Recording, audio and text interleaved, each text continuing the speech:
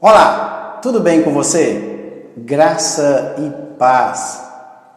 Hoje eu vou continuar com a minha meditação no Evangelho segundo escreveu Mateus. Eu já estou no capítulo 21, já meditei do versículo 1 até o versículo 22 e hoje eu vou continuar com a minha meditação a partir do versículo 23. E o 23 ele vai falar justamente sobre a autoridade de Jesus e o batismo de João. Diz assim o texto sagrado: tendo Jesus chegado ao templo, estando já ensinando, acercaram-se dele os principais sacerdotes e os anciãos do povo, perguntando: com que autoridade fazes estas coisas?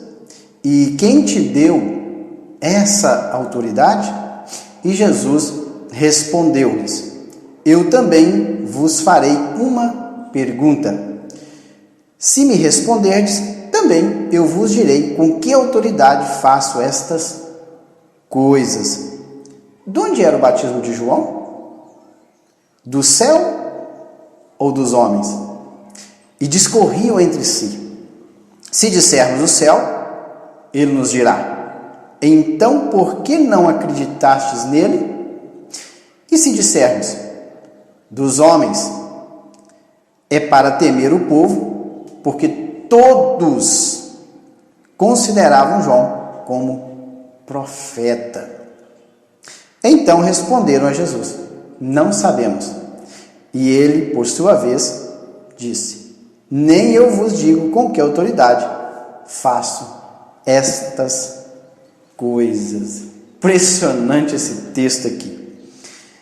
E aqui, se vocês lerem o contexto desta passagem que está no capítulo 21, quando ele diz lá, quando os fariseus eles perguntam para Jesus com que autoridade fazem estas coisas, com certeza o que os fariseus tinham em mente é que quando Jesus ele chegou em Jerusalém, fez a entrada triunfal, logo que ele entrou, ele chegou ali na área do templo, onde os judeus eles vendiam e compravam. Ele derribou as mesas dos cambistas, as cadeiras dos que vendiam pombos. Outra passagem diz que ele enxotou os animais, expulsou os animais que estavam ali. E os judeus eles usavam justamente a área externa, ou seja, o pátio dos gentios, para fazerem o seu comércio. Aparentemente parece que era lícito comercializar ali na área externa do templo. Só que eles comercializavam com segundas intenções, a fim de explorar os judeus que vinham de várias partes ali do Império Romano, no intuito de cultuar a Deus ali no templo. Então eles eram explorados pelos sacerdotes e pelos principais ali dos líderes judaicos. E depois Jesus ele cura cegos, coxos. Pode ver que no versículo 14 ele fala: vieram a ele no templo cegos e coxos, e ele os curou. Jesus curou, além de ter feito uma purificação no templo, lembrando que esta é a segunda purificação, porque assim que Jesus começa o seu ministério, ele chega em Jerusalém, ele faz uma purificação do templo. João relata isso no seu evangelho. E agora, na reta final, ou nos dias da sua morte, na semana da sua morte, Jesus ele encontra a nação de Israel no estado espiritual em que ele encontrou há 3 anos atrás. Ou seja, eles não tinham mudado absolutamente nada. Então, ele novamente faz a purificação do templo, cura alguns enfermos e Quando os judeus viram toda aquela cena, os fariseus, eles perguntaram: com que autoridade, com que respaldo você está fazendo estas coisas? E Jesus, ele viu com certeza o intuito da pergunta. Eles queriam pegar Jesus em alguma palavra, no intuito de acusá-lo e de condená-lo. E Jesus, então, ele devolve as duas perguntas, né? Porque, na verdade, os fariseus fizeram duas perguntas. Eles disseram: com que autoridade faz essas coisas? Com que autoridade? E quem te deu esta autoridade? A palavra grega, autoridade aqui, exousia. Exousia é poder de decisão. Então, com que decisão? Quem é que te deu esse poder de decisão, de tomar essa atitude, de derribar a mesa dos cambistas, expulsar os animais? Quem é? Quem te deu esse poder de decisão? Os fariseus queriam saber. E Jesus, ele devolve, ou melhor, ele responde as duas perguntas com outra pergunta. E Jesus, ele condicionou a resposta da sua pergunta à deles. Então, olha, se vocês me responderem a minha, eu respondo a de vocês. E podem ver que Jesus foi justamente no que se diz respeito ao profeta João Batista. O povo considerava João Batista como um profeta. Ele veio como uma voz que clamava no deserto, preparando o caminho para o Messias. E o povo o considerava como o profeta. E, na verdade, ele foi o último profeta do Antigo Testamento. Ele veio apontando o Messias, mostrando quem era o Messias. Vocês podem ver que lá em João, no capítulo 3, ele fala: quem tem a noiva é o noivo. O amigo do noivo, que o ouve, né, agora neste momento, alegra. Então, quem era o amigo do noivo? João Batista. Quem era o noivo? Jesus. Quem era a noiva? Ou é a igreja. Então, olha, eu sou amigo do noivo. Com esta resposta, João Batista ele estava se incluindo no rol dos profetas do Antigo Testamento. Porque, na verdade, Jesus ele veio para cumprir a lei. E após ele ser levantado, ali na cruz do Calvário, ressuscitar e mandar o Espírito Santo, ou enviar o Espírito Santo no dia de Pentecostes, é que nasceu a igreja. No período ali dos evangelhos, nós não tínhamos uma noção do que era a igreja. Nem os próprios discípulos de Jesus tinham ideia do que seria a igreja. A igreja era um mistério que estava oculto em Deus e que no seu devido tempo, no Kairos de Deus, esse mistério ele foi revelado. E aí nasceu a igreja de Cristo. Então, Jesus faz uma pergunta e ele condiciona: olha, eu também vos farei uma pergunta, lá no versículo 24. Se me responderdes, se é condicional, também eu vos direi com que autoridade faço essas coisas. E ele faz a pergunta, Jesus faz uma pergunta: de onde era o batismo de João? Do céu ou dos homens? Jesus colocou eles numa encruzilhada. Eles tinham que tomar a decisão ou ficarem neutros. E eles discorriam entre si. Ou seja, reuniram entre si e começaram a questionar: e agora? O que faremos? Qual a resposta nós daremos para este homem? E discorriam entre si. Trazer junto razões diferentes. Ou seja, cada um desses homens que vieram até Jesus, os fariseus, eles tinham um pensamento diferente, mas eles reuniram e falaram: nós temos que chegar no consenso. O que nós vamos responder para ele? Por isso que eles discorriam entre si. Discorrer é trazer junto todas as razões diferentes e chegar em uma única resposta. E eles pensavam: se dissermos do céu, o batismo que João veio trazendo era de onde? Do céu ou não? Então, ou dos homens? Do céu ou dos homens? E os fariseus falaram: se dissermos que é dos céus, ele vai responder: por que vocês não acreditaram? Se nós dissermos que é dos homens, nós tememos o povo. porque o povo considera João Batista como profeta. Então eles ficaram sem saída. E eles responderam para Jesus: não sabemos. E Jesus, sabe o que Jesus disse? Nem eu vos digo com que autoridade faço estas coisas. Ou seja, os fariseus, eles ficaram sem resposta. Porque eles vieram questionando Jesus, e Jesus devolve as duas perguntas com outra pergunta. Eles, sabendo da resposta, muito bem, eles sabiam da resposta, mas não quiseram dar, porque se eles respondessem a pergunta de Jesus, eles estariam de acordo com aquilo que João Batista veio fazer. E se eles estivessem de acordo com aquilo que João Batista veio fazer, automaticamente eles tinham que reconhecer Jesus como Messias. E como eles não queriam reconhecer Jesus como Messias, então eles não responderam. Jesus também não vai responder para vocês. Ou seja, eles não queriam reconhecer que Jesus que estava na sua frente era o Messias prometido e que João Batista foi o seu precursor. Então veja bem aí a atitude deste povo.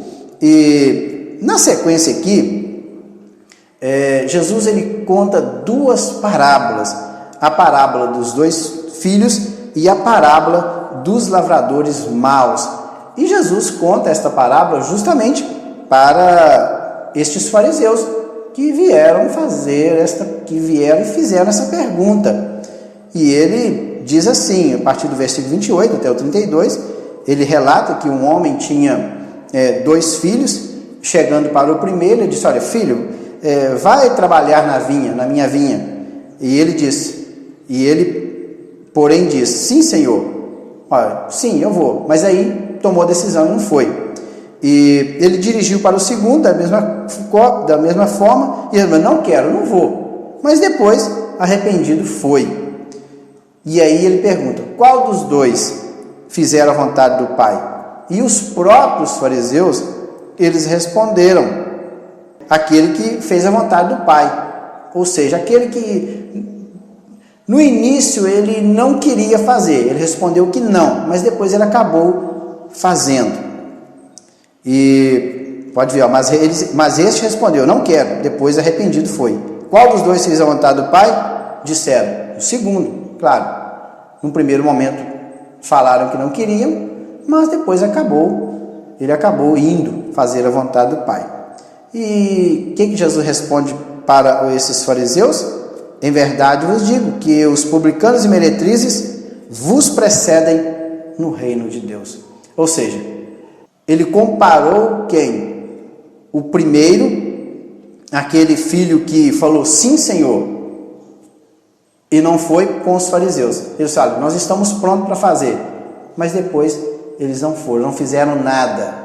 E ele comparou o segundo com o grupo de publicanos e meretrizes, que no primeiro momento eles disseram: não vamos, mas depois, arrependidos, pensaram, arrazoaram: nós vamos. Então, a nação de Israel, que primeiramente se prontificou para fazer a vontade do Pai, trabalhar na vinha, se prontificou, mas acabou não fazendo aquilo que deveria ser feito. Mas como eles não fizeram, o segundo, que representa os publicanos, meretrizes, os pecadores, estes, no primeiro momento, não quiseram, mas depois acabaram fazendo, porque se arrependeram da resposta. Então ele disse: olha, publicanos e meretrizes entrarão, precede o que é o seguinte: preceder é ir na frente. Os publicanos e as meretrizes vão chegar na frente de vocês no reino do céu, se é que vocês conseguirão chegar lá. E ele conta mais uma parábola ainda, no versículo 33, atentai para uma parábola. Havia um homem dono de casa que plantou uma vinha, e ele cercou ela de sebe é cerca, muro, construiu nela um lugar que onde espreme as uvas, edificou uma torre para poder vigiar a plantação de uvas, e arrendou aos lavradores. Quem que eram esses lavradores aqui? A nação de Israel novamente. E ausentou do país. E no tempo da colheita ele mandou seus servos para receber os frutos que cabia ao proprietário da vinha, porque houve um arrendamento. E os lavradores, quando viram a pessoa que foi enviada, através do dono da vinha que enviou aquela pessoa, quando eles o viram, eles o quê? Agarraram o servo, espancaram a um e mataram o outro, e a outro apedrejaram. Foi isso que o povo judeu fizeram para com os profetas, os precursores, aqueles que vieram antes de Jesus, ou até mesmo de João Batista. João Batista, por fim, eles simplesmente foram coniventes na morte de João Batista. Não fizeram nada quando João Batista estava preso, e simplesmente foram coniventes quando o Herodes permitiu que João Batista fosse decapitado. Ou seja, o povo judeu, eles mataram, foram coniventes, fizeram atrocidades contra aqueles que vieram falando em nome do Pai. E, por fim, o dono da vinha, ele manda o filho. E quando eles veem o filho, ele diz: eis aí o herdeiro, matemo-lo e apossemos da sua vinha. E foram isso que eles fizeram. E pode ver que no versículo 42 ele disse: perguntou-lhe Jesus: nunca leste nas Escrituras? Ele estava perguntando para pessoas que conheciam a lei. A pedra que os construtores rejeitaram, esta veio a ser a principal pedra angular. Isto procede do Senhor e é maravilhoso aos nossos olhos. Ou seja, a pedra que os construtores rejeitaram, quem que rejeitou? O povo judeu. Eles rejeitaram essa pedra. Quem que é a pedra? Jesus. Mas essa pedra que eles rejeitaram veio a ser a pedra principal, a pedra angular, ou seja, a pedra que é colocada na esquina de um edifício e que todas as demais paredes deste edifício é alinhada por essa pedra. Por isso que fala pedra angular, é a pedra que forma um ângulo reto. Isto procede do Senhor e é maravilhoso aos nossos olhos. Quer dizer, algo, ele faz uma pergunta afirmando e ao mesmo tempo perguntando para aquele povo.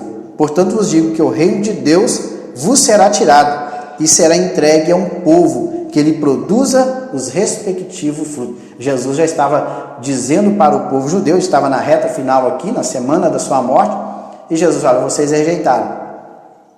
Publicanos e meretrizes vão entrar nas suas frentes no reino dos céus, e a vinha que foi colocada na mão de vocês, vocês não cuidaram dela, vocês mataram os profetas, apedrejaram os profetas, rejeitaram todos, e por fim vocês vão matar o Filho de Deus também. E aí é o seguinte: vai ser tirado de vocês a vinha, e vai ser passada esta vinha para um outro povo. O povo aqui, a palavra grega é etnos, ou povos de diversas nacionalidades, que lhe produza os respectivos frutos. E aí sim, a salvação veio para nós.